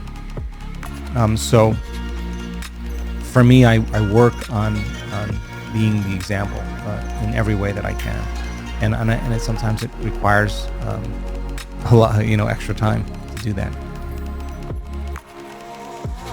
What is the and then this is an interesting use of phrase because I'm saying the word cost as if it's a negative, but I think everyone that's leading a mission, whatever that might be, and they're really dedicated to that mission in the way that you are, flying around the world, continuing to do it in person, where most people, everyone knows you could just do it online and you'd probably make more money, to be honest. There's people that just have moved online post-pandemic. You're giving a level of dedication and personal investment into this mission that must, I assume, it must come at a personal cost to some degree. You make sacrifices. You have to sacrifice relationships at times. Sometimes you can't be where you want to be. But I think that the people in my life that love me understand my mission, and they respect that. Sometimes I'm on 6 different time zones in 4 weeks, and that's a lot for my body, but God, watching somebody on the stage just the other day tell the story of how she overcame trifacial neuralgia in one moment in the event. She wanted someone to chop her head off. That's how much pain she had in her face for years. One moment. She said, I have no pain. That's the first time I've not had pain in years. To me, that's worth all the lost luggage, the missed flights, the jet lag. That, to me, is worth more than all the gold in the world. I mean, I don't know. It's so uncommon, and yet something innate in us wakes up. Something wakes up in us when we see that. We forgot. We forgot, and somehow we remember. So you ask my staff, what is the greatest part of their job? They'll tell you being a part of transformation, being a part of it, being a part of that. So there is a cost always. And at the same time, I really work on figuring out ways to do things better. I mean, I think that's one of the things I love about myself is just learning from my experience, learning from my past, and the experience is the greatest professor. And just saying, okay, if I had another opportunity, how could we do it differently? How could we serve better? How can we make it easier? What can we do differently? And again, I just have a great team that's super committed to whether they're running events, whether they're creating logos, whether they're doing a brand, whether they're managing the website, whatever they're, running them, composing music with me for meditations, or doing research. We just have really people that share that same mission. And I think changing individuals one by one to somehow make a change in the world, being a part of that's pretty cool. Was there a catalyst moment in your life that sent you more so in this direction? Sure. I mean, I got run over by a truck in a triathlon in 1986 in Palm Springs, California. And I broke 6 vertebrae in my spine. And I had bone fragments on my spinal cord, and I had the neural arch of T8 compressing on the cord. So typical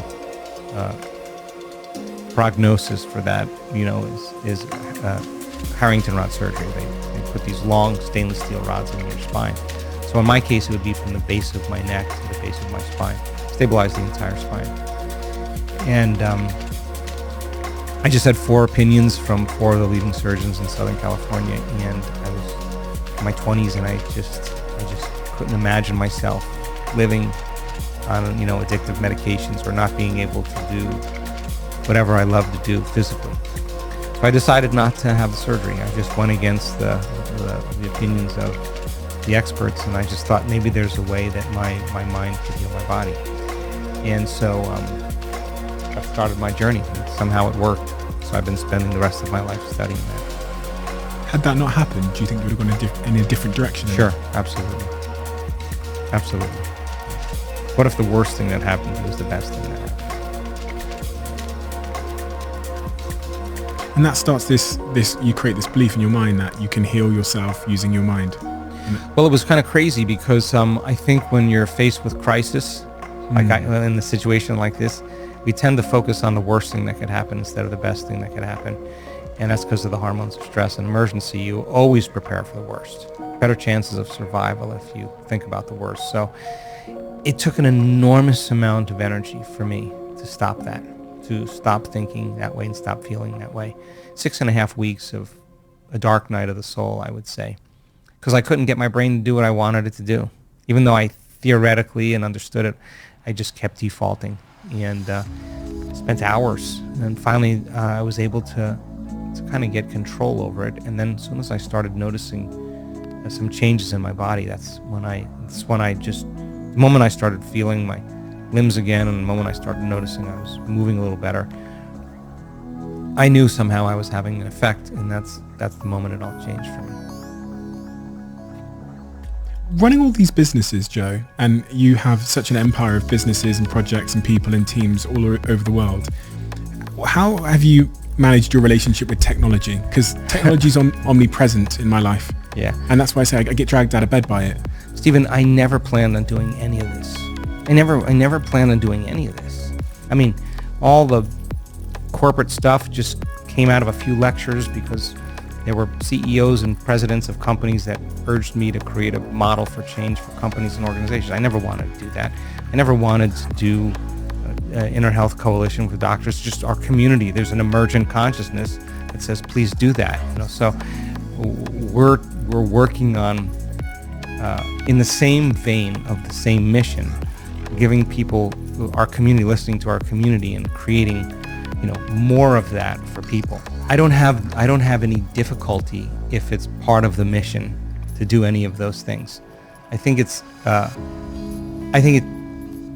I were just doing my events and that's it, and we could just do that, my life would be a whole lot simpler. But all these other things that we're doing now, in terms of, they also bear a lot of fruit. I mean, the research that we're doing right now is I can say right now, Stephen, that what we're doing is no longer pseudoscience. I can say that now. It's no longer pseudoscience. I can say that in 7 days, your body can make a pharmacy of chemicals that work better than any drug. I can tell you that one intervention called meditation can change a host of different health conditions. There's no drug that does that. So if I weigh all those different things that I have to evolve in some way against the effects it's producing, it's always, for me, worth the effort. Are you happy? Yeah. What does that mean? That I don't need anyone or anything to make me happy. That's your definition of happiness? I think, yeah. I mean, if you have a kind of a freedom of expression without any real limitation, and you're comfortable with you, and you love what you're doing, and you feel good about it. And sure, I mean, I'm always in the river of change. I'm always looking for blind spots. I'm always working on evolving who I am. I always want to evolve my experience. I always want to look to see if it serves me. Do you have sad days? I have days where I'm overwhelmed by just everything. And what are the symptoms of that overwhelm? It takes me a little bit to focus my attention again. Just too many things I have to think about. So I have to take a little time and get centered and organized. But do I have sad days? I don't know. Sad. I don't really know sad, but kind of days where I'm kind of introspective, without needing much emotion. Yeah, I have those days. Yeah. If this were to be your last day on Earth, Joe, Wow. and there was just a central message that the millions of people that could be listening right now, you felt that they needed to hear, that would serve them the best and serve us collectively the best, what might that central message be? It's important for people to believe in themselves. I think it's really important for people to remember that they're the creators on some level, and they have a hand in creating in their life, and that possibility is something that they should always keep their mind open to. I think that we're greater than we think. We're more powerful than we know, more unlimited than we could ever dream. Do you realize how many people you've helped? Gosh, I don't know. Maybe. You must be moved by the feedback you get, because I was reading through testimonials and messages and all the top comments and stuff, and it's really, really profound stuff, and it's hard to imagine a world where that doesn't touch, sit with you, for better or for worse. People stop me a lot of times, and I'll be somewhere and they'll say, hey, I know you hear this a lot. You really helped me, or you really changed my life. And I always say to them, I never get tired of the story. It's the feedback for me that inspires me to keep doing what I'm doing. So I love the stories. I love those. I love to hear them. It challenges many times my own belief about what's possible. So I think I love to celebrate that with people. If this next chapter of your life is successful, if we sit here 10 years from now and you say, Steve, that was a fantastic decade for you, what would have happened in that decade for you to say that? Gosh, we would publish a lot of papers that show how powerful people really are. We would have our own research center where we could do even further studies on cancer, on all different chronic health conditions. We were studying the effects of healing on others, and we have really profound data on that as well. I think that the conversation in healthcare and medicine could change on some level. I mean, the conversations that I'm having with researchers and physicians are not the same conversations I was having just 2 years ago, especially when they look at our data, they kind of fall out of their chair. As an example, a drug study is about 25% causality. 1 in 4 respond, and it's usually 60 days, 90 days, a year before you see a change. Our data is between 75 and 85% causality. That means 8 out of 10 people are getting a response, and they're not taking anything, no exogenous substance. In other words, their nervous system is producing a pharmacy of chemicals that works better than any drug, right? So I think the conversation around emotional regulation and emotional health could change. That's something that I'm interested in. I think meditation could be something that is a way of life for more people to be healthier and to be happier and to be more whole. When I started this journey, even you couldn't even say meditation in public. You couldn't say it in certain organizations, corporations, government agencies. It was not allowed, right? Now it's sexy. Now it's cool, right? So demystifying that process, because there's so many colloquialisms and slangs and idioms that have to do with meditation. Demystifying that process. We don't teach any traditional meditation. We don't teach anything that's based on culture or religion. We teach meditation based on the data we see, based on the brain scans, based on the HRVs, based on the data that we're collecting. We know the words now. We know the music. We know the timing. We know a lot of things in terms of transformation that has helped us in so many ways. So what do you think is going to become sexy in 10 years from now that's not sexy now? Like meditation. God, I hope it's not AI. I hope it's not AI. I hope it's something that has to do with the human spirit. Ladies and gentlemen, I'm interrupting this broadcast with a very special announcement. 2 years ago, I started writing a book based on everything I've learned from doing this podcast and meeting all of the incredible people that I've had the privilege of meeting, but also from my career in business, from running my marketing businesses, my software business, my investment fund, and everything else that I've been doing in business and life. And from this, I've created a brand new book called The Diary of a CEO, The 33 Laws for Business and Life. If you want to build something great, or become great yourself, like the guests that I've sat here and interviewed, I ask you, please, please, please read these 33 laws. The book I always should have written. If you like this podcast, this book is for you. And it is available now in the description of this podcast below. And every single day until it's out later this month, one person that pre-orders it, that takes a picture of their pre-order, uploads it to their story on Instagram or social media and tags me, will win a gold version of this book signed by me, and there's only 33 copies of those available. So pre-order it now, tag me on social media when you do, and 33 of you are going to win a very, very special book. For those of you that don't know, this podcast is sponsored by Whoop, a company that I'm a shareholder in, and I'm obsessed with my Whoop. It's glued to my wrist 24/7. And for those of you that don't know, it's essentially a personalized wearable health and fitness coach that helps me to have the best possible health. My Whoop has literally changed my life. Whoop is doing something this month which I'd highly suggest checking out. It's a global community challenge called the Core 4 Challenge. Essentially, they guide you through a set of 4 activities throughout the month of August that are scientifically proven to improve your overall health. I'm giving it a go, and I can't wait to see the impact it has on me, and I highly recommend you to join me with that. So if you're not on Whoop yet, there is no better time to start. If you're a friend of mine, there's a high probability that I've already given you a Whoop because I'm that obsessed with it. It is the thing that I check when I wake up in the morning. It's the first thing that I look at. I want the information on my sleep to then plan my day around. So if you haven't joined Whoop yet, head to join.whoop.com/CEO to get your free Whoop device and your first month free. Try it for free. And if you don't like it after 29 days, they're going to give you your money back. But I have a suspicion that you're going to keep it. Check it out now and let me know how you get on. Send me a DM. Much of your work is now trying to bring people together in 3D. And I saw this as I was on your website earlier on today. I was looking at some of your upcoming initiatives. One in particular was this walk that you're doing, which I found really, really interesting. This is the first ever global walk that will take place on Saturday, September the 23rd, 2023 this year. All the details are at walkforthe.world, so www.walkforthe.world. And I was reading about why you're doing this. And the words community came up.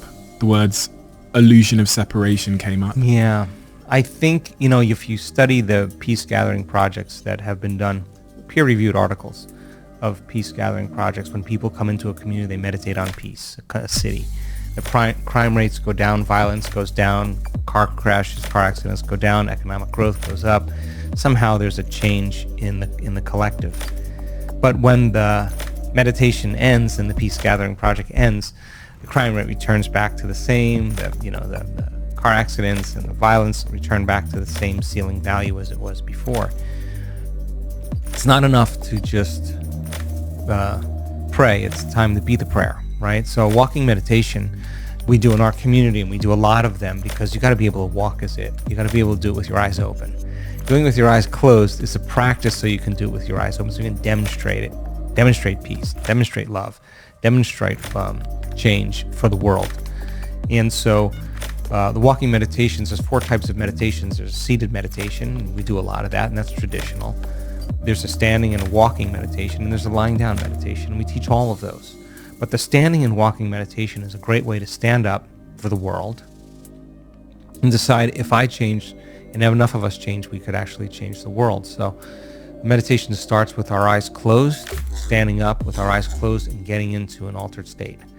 Music changes, we open our eyes and we walk as that change. We embody that change. We live that change. We think about what we're going to leave behind for a new world. What if I change? What would be, am I part of the whole? Could I affect the whole? And so the person walks for a period of time, they stop again, they close their eyes, they recalibrate, they get back in that feeling, they open their eyes and they walk again. And so walking meditation is a great way for thousands and thousands of people from around the world to walk for change in the world. And we have such compelling data about collective networks of observers. with brain and heart coherence. But somehow when you have a random event generator in our ballrooms, and people change their state and they have an intention, that random events become less random and more intentional. In other words, a machine that's programmed to toss a coin 1,000 times a second, multiple times a second. The more you toss a coin, the more you're going to get 50-50, right? So if you have a machine in the room and nobody's in the room, you see just kind of this line stay right around the 50-50 mark. But when you fill that room with people and they change their state and they have an intention, all of a sudden you see that line break way out of normal. And a programmed machine that's normally flipping zeros and ones starts behaving very differently. It tells us that collective networks begin to determine reality. And it's not the number of people, it's not the amount of energy. You have entropic energy. It's the most coherent group of people.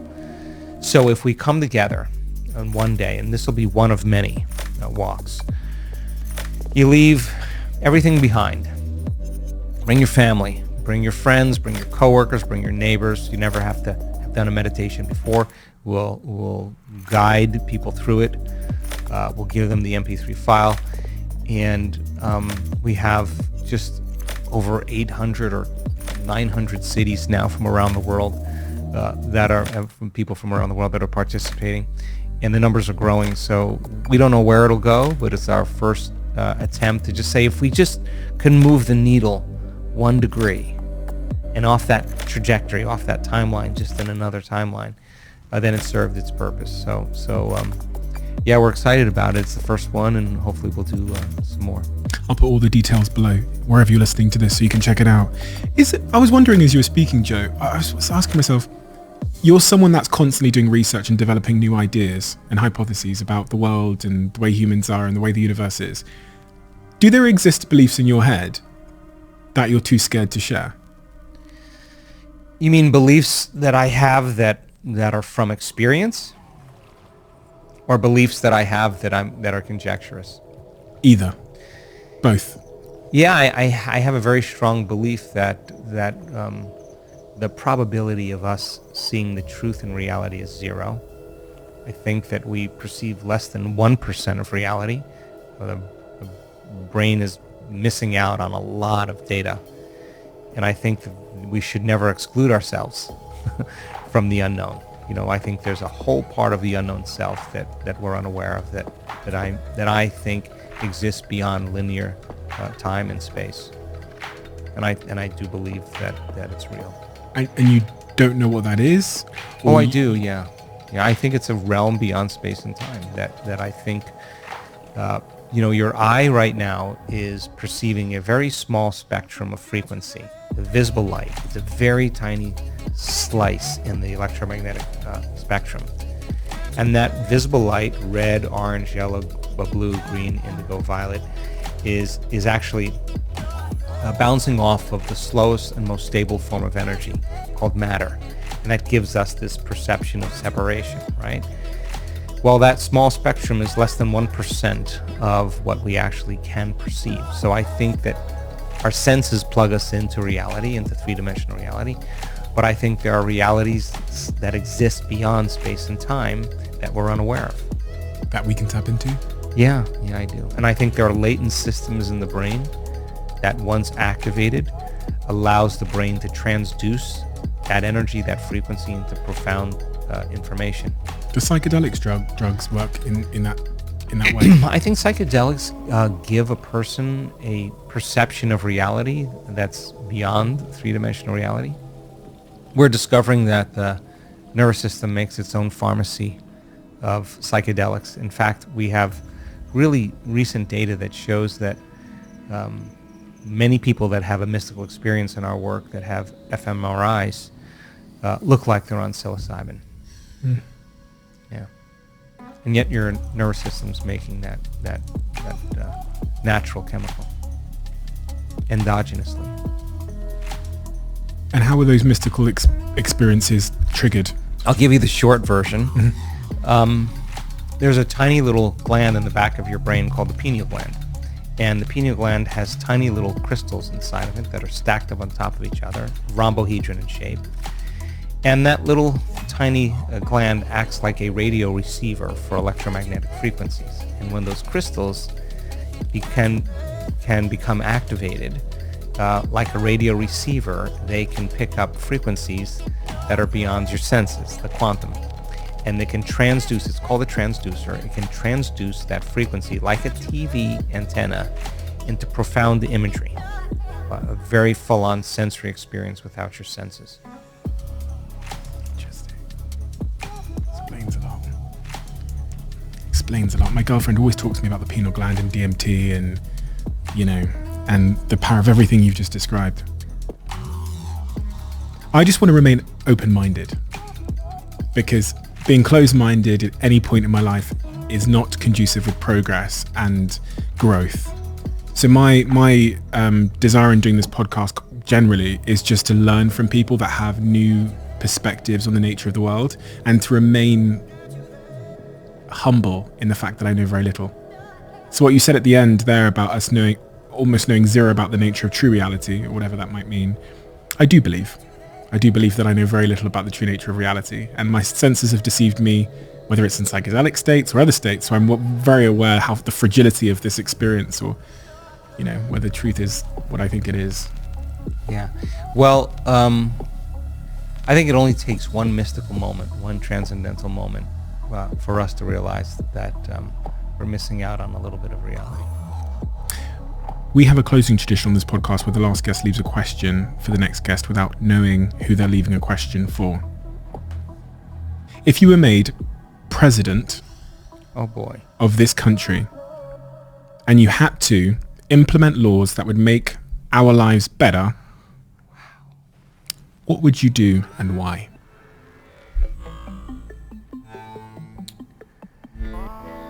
Wow, where do we start? Oh boy.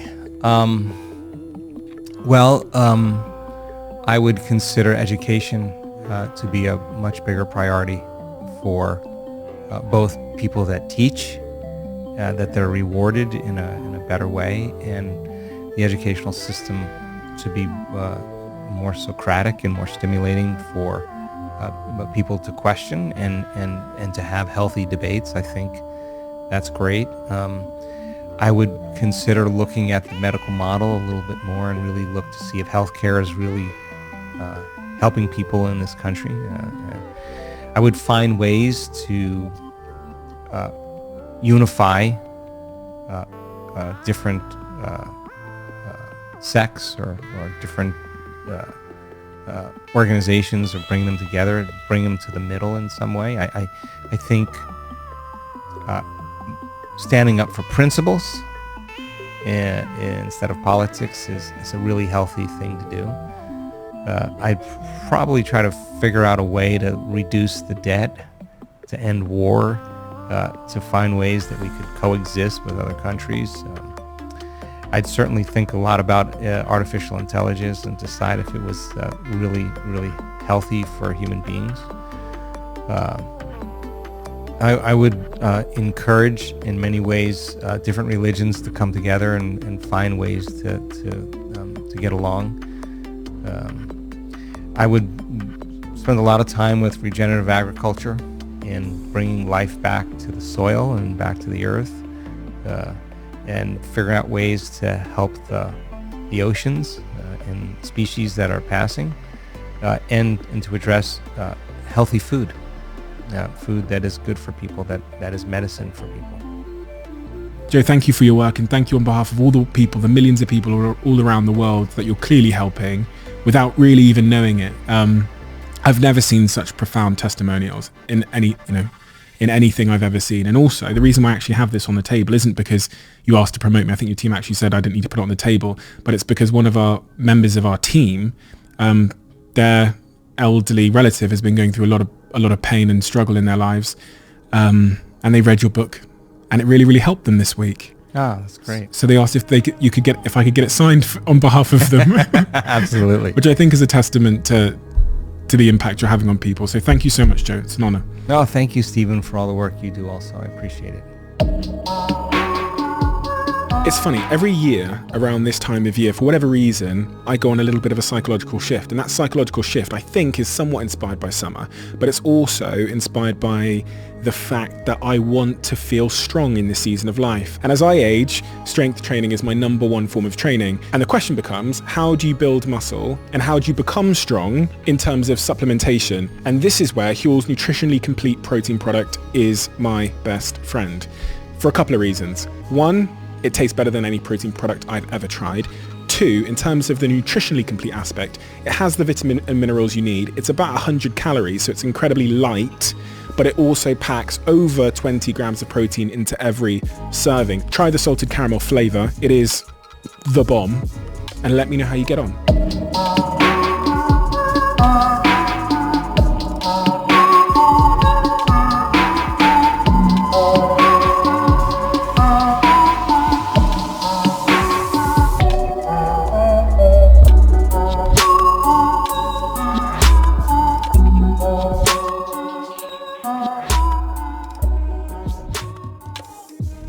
Our research shows that your thoughts can make you sick. And the question is, if your thoughts can make you sick, can your thoughts